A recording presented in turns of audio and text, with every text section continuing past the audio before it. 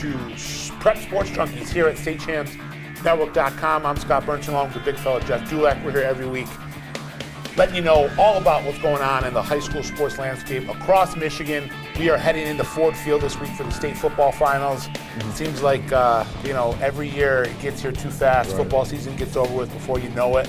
And we're heading towards hoops season. But we got on the agenda right now, we're going to break down X factors in all 8 state championship games coming for you at Ford Field on Friday and Saturday. We'll go D1 through D8. Let's start Division 8. Let's go up, down. And Waterford LA, the Lakes are undefeated right now. They're going up against Muskegon Catholic Central. X factor, in my opinion, is middle linebacker Ryan Kostick. He's a transfer from Auburn Hills, Oakland Christian. He's a leading tackler at Oakland County this year with 158 wrap-ups. He's led Oakland County in tackles the last 2 seasons before this at Oakland Christian with, I think, 125 and 138 respectively. And he's also got 20 touchdowns on offense playing fullback. So everyone hears about the Cenarius twins, Chris Cartier, but Ryan Kostick, in my opinion, has really been the engine that has gotten that team to Ford Field, the defensive engine to the Cenarius offensive engine. Right, and he's a guy against the Muskegon Catholic team.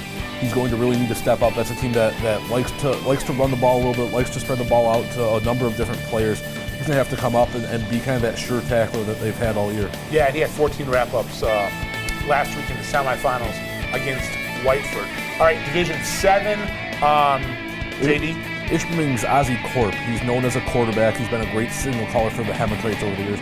But on this day, he's going to be needed defensively. They're going to face a tough Huamo Westphalia team that has a running back named Jared Smith. He's rushed for over 3,000 yards and over 50 touchdowns on the season.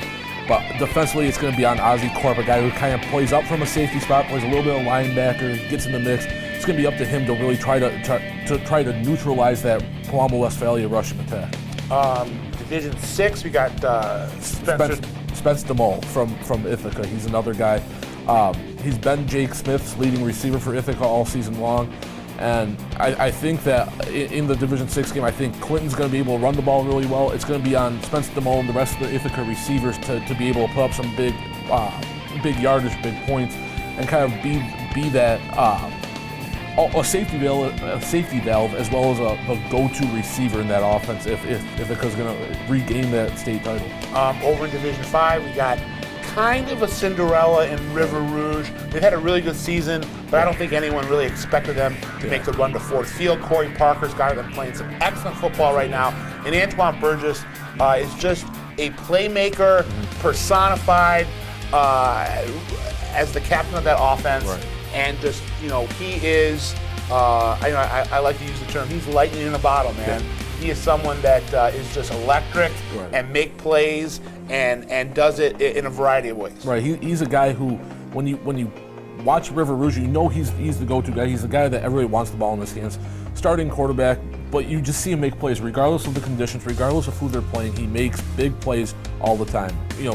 Last week against Ida in the semifinal, snow's coming down in just loads, and he goes out in the first half unfazed, throws 2 touchdowns, throws a 3rd touchdown in the second half. He's a guy who can beat you with his feet, he can beat you with his arm, and I think he's just going to be a very tough guy to stop in that final.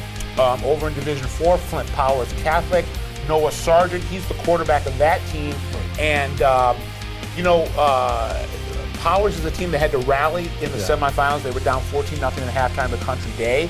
And Noah Sargent is just, rock solid under center, a leader, an intelligent signal caller, and a guy that really, sets the pace for Powers. Yeah, and he's a guy.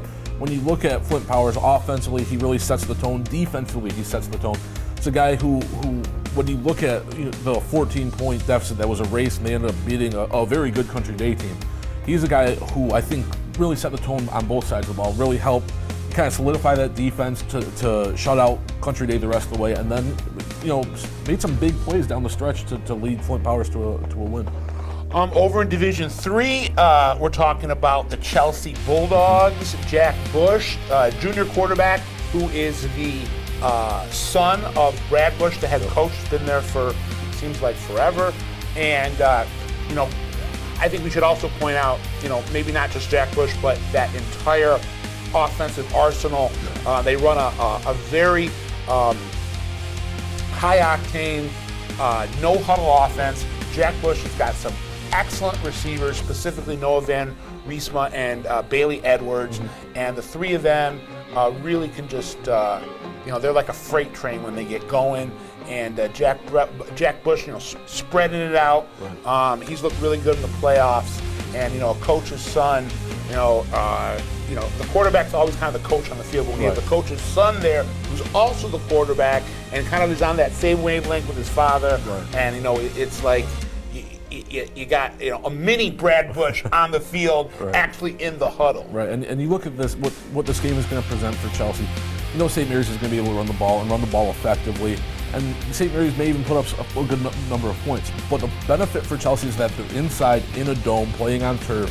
And Jack Bush and that Chelsea offense, I think, is if they're going to hang with St. Mary's, they're going to have to put up a lot of points. And I think Jack Bush is capable of leading a Chelsea offense to put up some points on what is a very good St. Mary's formidable defense led by Josh Ross.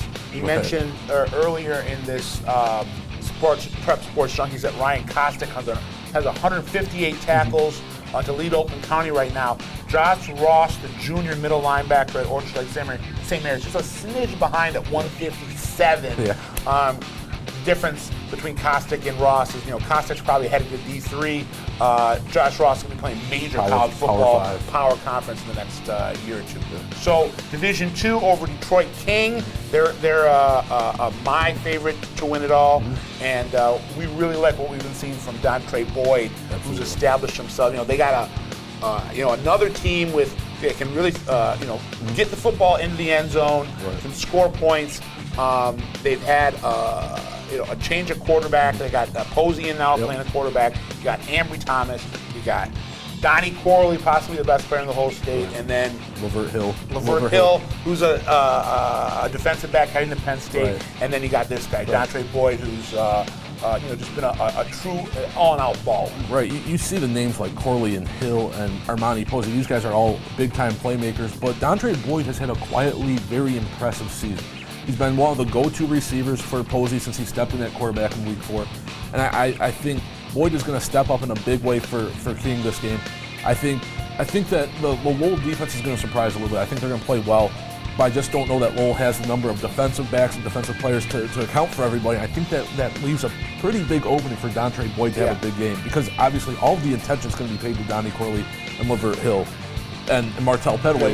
Look for the PSL pickup truck Petaway to get moving into high gear, and especially in a game like this where it's all on the line, you're gonna look to kind of rely on that old faithful in the back. And I think all that attention is gonna, somebody has to get open and get free, and I think that's gonna be done. Feed the beast, and they got several beasts to feed. Yeah. Finally, in Division I, Cass Tech returning to Ford Field after a 2-year absence after they repeated, and they also made a quarterback change, because of some injuries to Rodney Hall. Aaron Jackson's in there as a sophomore right now. He's really stabilized the ship, has got them into Ford Field, and I really believe, we're going to talk about a true X factor. All these guys are X factors, but Jackson, in my opinion, could be the biggest X factor at Ford Field, and how he plays under the bright lights. Right, he's going up against a heck of a defense at Romeo. That Romeo defense in the regular season, most points, I think they gave up was 17 points. I know it changed a little bit in the playoffs, but Aaron Jackson came in last week in the snow through, I think he completed 4 or 5 passes, 3 of them to Donovan Peoples-Jones, which obviously helps. A couple of them were like screen passes that Peoples-Jones was able to kind of break. Right, but he threw for 2 touchdowns, scored another on the ground. But the one stat that I thought was most impressive about Aaron Jackson is Cass Tech had, I believe, 8 drives throughout that entire game.